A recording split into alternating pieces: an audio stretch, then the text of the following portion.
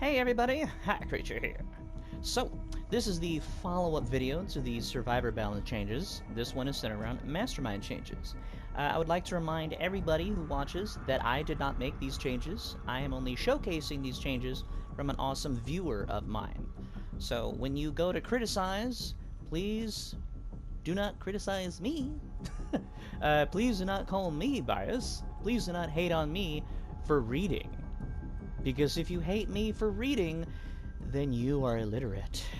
And that's just sad. So let's get into it. What do we have today? To be honest, there are so many changes that this is the second time I've tried to record this. The first time I tried to record it, the recording was over an hour. So instead, I will leave the written version in the comment section below. And this video will be split into several parts. Part 1 will be Annette and Daniel. And then, you know, each part will have more masterminds. And there are also balance changes gameplay-wise. The gameplay changes are more of an overhaul for the game rather than just simple tweaks. So keep that in mind. But I will keep all relevant information of the video in each video in the comment section below. So let's get started with Annette. What changes about Annette? Well, before I get into Annette, I need to say that every bioweapon except Yataveo gets a new passive ability that replaces one of their old ones. Annette's ability changes Bloodthirst. Every bioweapon except Yataveo has one, and it does the same thing. What it does is that it basically, let's see. So the new variant gives your bioweapon more health, and it can last longer, but the downside is that with this variant, you cannot use the insta-kill ability on William or Mr. X. Instead, that ability is replaced with a new ability. Stars couldn't come up with a new ability, so just create your own, and then that's what replaces the insta-kill ability. So, just need to get that out there, because, that's a lot to talk about. Sorry, I'm kind of distracted. Jericudo, I was just notified that the awesome, amazing Jericudo has recently recovered from what was going on. It was quite a while ago, so I don't actually remember what happened, but I knew that she wasn't feeling well. She got sick. So she's better now. And I'm just really happy to hear that. Really happy to hear she's okay. What was it? Oh yeah, so Birkin. Okay, let's see. I already actually said that. So Birkin's new ability replaces Bloodthirst. It is called G Evolution, and that's the one that gives him more health, extended time, and cannot use the insta-kill. The reason that this ability is here is so that a lot of survivors want to fight you as the bioweapon. So if they want to fight you, then you have more health, and you get to last longer. So you can fight them just as much as they can fight you, without equipment, and that's always awesome. Other changes that I am not mentioning are gameplay changes that also revolve around the bioweapon. Those are in the comment section below. Next up, Fury. Fury gets a buff. Fury now grants all creatures Berserk when they are near William. So, basically, this ability on William when he uses Fury. It's called Fury for a reason. So, it just makes sense. Let's see. Next one is Beastmaster. I don't necessarily agree with this one. I think it might be too strong. I'm not sure. Let me know your opinion. But I don't know if this is a good change or not. Beastmaster now has all dogs spawn with all 4 buffs. The reason behind this is that dogs are weak on their own, so having all 4 buffs, it benefits the dog. But the dogs from Beastmaster can recycle the creatures you already have So eventually you'll have a whole bunch of Berserk dogs running around. And no Nias, no Jesters, no partially armored, no tough zombies, just dogs. So to compensate for losing all your strong creatures with shitty dogs, they now have all 4 buffs. It sounds really cool. I don't know if it'd be too strong or not, but it sounds really cool. Next up. This gets nerfed. Recovery! Now works with vapors. So the, vapors... so the syringes restore 1,000 health, but the vapors will restore 200 health. It's not as much as the syringe, but it allows you to use both syringes and vapors in the same build. I think there's a better buff for this, but this is the one they came up with. I don't know what a good buff for this is, because if you do the wrong one, it'll be too powerful. So, yeah, vapors restore 200 health, while syringes restore 1,000. That's a good buff for this. Let's see. I'm gonna skip downwards. Defense gets nerfed. And I'm really sad about this. I'm so sad. Because my all-time favorite build, Lich Queen Annette, relies on defense. And Fortifying Virus, which is also gone. So defense gets nerfed to 5% per buff instead of 7.5. So maximum 20% damage resistance from defense. I don't like it, but hey, shit happens. Next up, Ambush gets changed. So, this is a super powerful ability. It becomes too powerful when paired with V-Act. That's the problem. It's kind of like Tyrone. Now, a lot of people won't like that this will change, because this is good for security devices, but I do feel that, yeah, this definitely needs to be changed. And there are a lot of other changes. Not just to Annette or Daniel, Survivor's already got their changes. And everybody said that Survivor's got nerfed in that video. But if everybody gets nerfed, then no one will be. I don't know, man. Anyway, I love the change. So here's the change for Ambush. Whenever you lock a door, a random 3-cost zombie or creature gets spawned at the door. So, yeah, so you lock a door, a zombie spawns behind it. That's Ambush. When someone tries to break open the door, there's a zombie behind the door and they get bit. That's an ambush. And you know what?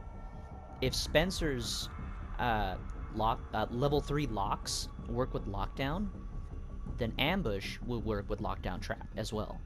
So if someone hits a lockdown trap, you just spawned a zombie at every single door. Now that's power. That's awesome. That's badass. That's a whole bunch of free zombies right there. And, that's not overpowered. Just don't step on the trap, buddy. All you. Next up, Double Detonator. So this is their change. The Double Detonator, this card specifically, will either spawn with double health or they'll do more damage. Me personally, I don't think that's a good enough change. See, the problem is that the people spawn kill them, but that's not the problem. So if they have more health, it'll take longer for them to explode, and disrupt all the other zombies. But the real problem is that they can't stand up and walk around. So they just get spawn killed because they can't stand up. They get stunned when they get spawned, and then they die. That's the problem. I feel that's wrong with the Double Detonator. So my change would be the Double Detonator would have a higher stun resistance. So it'd be harder to stun them when they spawn in. And if they do, and when they explode, their explosion doesn't affect other zombies. So let's say even with the higher stun chance, they get stunned, then they explode, but all the zombies around them don't get hit by the explosion. I think that would be a good buff for the double detonator. And only the double detonator. I just need to say that. Only the double detonator. Let's see. And that is actually everything about Annette. Just those things. Now, a whole bunch of equipment was taken out. A whole bunch of gameplay changes will be in the comments section below. And the video will be too long if I go over them. So next we're going over to Daniel. Daniel, it's a little bit confusing. So the ability that gets replaced is Intercept. It is called T00 Evolution. It disables, you know, his insta-kill ability. It gives Mr. X more health. It makes him last longer. And it replaces his insta-kill with another ability. Just like all the bioweapons except Yatave. Next up. So, I just need to explain a little more. So, brutality is base. This is no longer ability.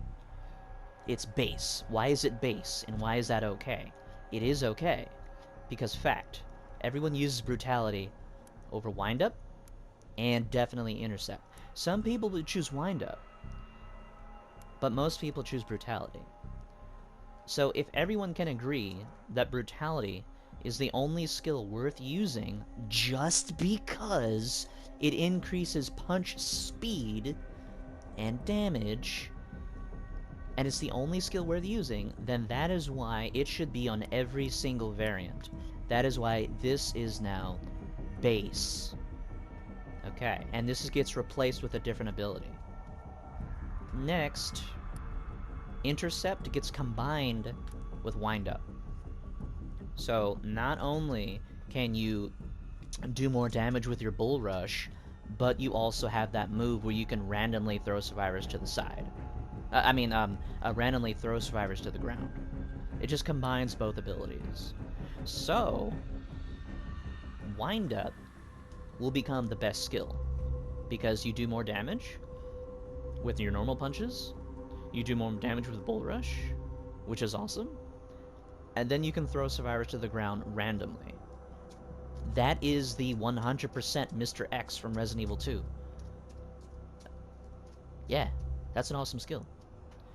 Next up, Brutality gets changed to something similar to Nikolai's tracking ability. So, Brutality gets changed to where the Mr. X cooldown gets reduced every time someone takes damage from a creature. Not from traps, not from guns, only from a creature. Now, excuse me. Now, technically, that's already in the game. Every time you attack the survivor, the cooldown for the bioweapon is actually decreased. You just can't tell. But that's already in the game. So this basically just amplifies that by a little bit more. Yeah. Now every bioweapon has an ability that makes them come out faster. And choosing that ability doesn't make you worse off. Okay. Next up. Oh, wrong one. Vampire. So this is actually a really tiny buff. I don't know if this is true in the base game. I don't know. So the buff makes imposter zombies able to use vampire. But as far as I know, controllable creatures, no matter what the controllable zombie is, they can use vampire. Like a zombie you're not controlling can heal themselves with this ability. But the buff is that the imposter zombies can do it too. So can imposter zombies not heal themselves with vampire in the normal game? If that's a thing, then this should definitely be buffed, because that's bull. Next up.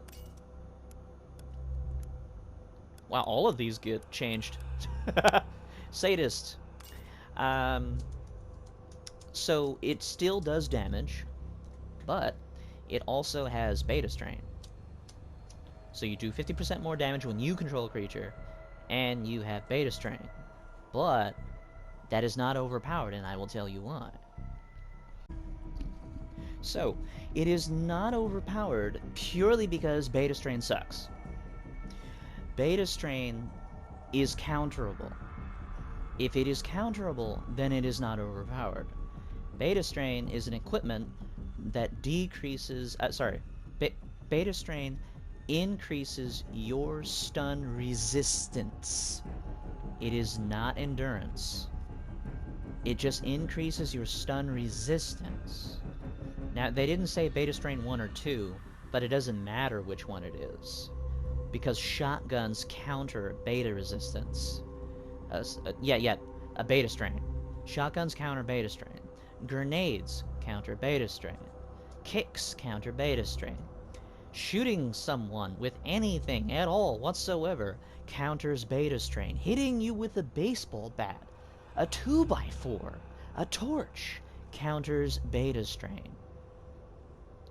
Because it is not endurance. All it does is it helps you not get stunned. That's all Beta Strain does. So overall, this is a buff, but it is not an overpowered buff. Because it has a counter, and anything that has an easy counter that can be used by any character is not overpowered. Next up, endurance. The problem with endurance is that it doesn't work on stairs. So now it does. It also gives you 10% extra health. So basically Resilient Skin 1. Now I know that some people will swear up and down, and I will, disagree every single time, that Kashima is for Daniel. No, you are wrong. I will always say that you are wrong.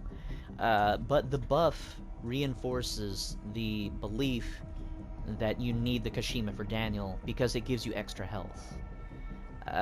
But see, endurance is bad even if you don't have a Kashima, because you can get killed easy. Your creatures are squishy. If you don't invest in health, you will die easy. And that's why people think they need the Kashima when you have health. But you don't need the Kashima when you have health. You know what you have? You have everything. You have guns. You have grenades. You have somebody who can stun people. You have somebody who can do an extreme amount of damage in seconds. Becca can kill a Biocore in seconds. She can kill Daniel in less time than a Biocore. You don't need the Kashima, and that is why the buff to endurance is not overpowered. It's just 10% more health. Anyone who says that 10% more health is overpowered is trolling. Because Annette has a 50% extra health. Come on, man. Numbers. Next up. Invincible. Minor buff. Besides being invincible, 5% extra speed. It's not much. It's just a quality of life change. Because invincible is bad, because once it wears off, you have to, vacate the premises. And if you are invincible, you can't really catch up to people because they start running away, and your invincibility wears off before you can catch them. So invincible is pretty much worthless depending on the scenario. So 5% extra speed can be, teamed up with Frenzy. So if you don't use Frenzy, it's just okay. It's just okay. Keep in mind that speed equipment for Masterminds were taken out. There is no more speed equipment for Masterminds or Survivors. That's fair. Next up, Mind Over Matter. I don't know if I agree with this one, but I think it's already in the game. So the change to Mind Over Matter is that it isn't locked into you controlling one. Mind Over Matter works for all controllable creatures instead of the one you just control. So all Nias on the map can use their tentacle attack more often. That's what this does. Now, I'm under the impression, I might be wrong, but I'm under the impression that if you use Mind Over Matter with Synchronize mod, it works. I'm under the impression that that works. If that doesn't work, well then, okay, maybe that ability is too powerful. I don't know. But if it is in the game, then it's already a thing. Then it's not OP, because no one's even using it. Next up, the Berserk Detonator and the Caltrops are switched. This is an Area 2 card, because it makes sense since you're running back and forth through the map to all the security devices. So you're running over, you're forced to run to the next objective, and then there's Caltrops, so you run over the Caltrops, or you can slow down to the next objective. It isn't that useful in Area 3 purely because you're at the Biocore and you stay at the Biocore. And then a lot of people don't even go to the Biocore, they just snipe the Biocore. They just snipe it. So it's useless. That's why it's good in Area 2. The Detonator Berserk is in Area 3, to switch it around. And then the Berserk Detonator itself, this one in particular, and only this one, has more health and does more damage. There you go. And those are all the changes to Daniel. Now, some of this might sound overpowered, but I need to reassure you, I don't agree with every change that I'm going to be showcasing. Some of these changes I think are too much. Some of the changes are too powerful. Some of the changes are too weak.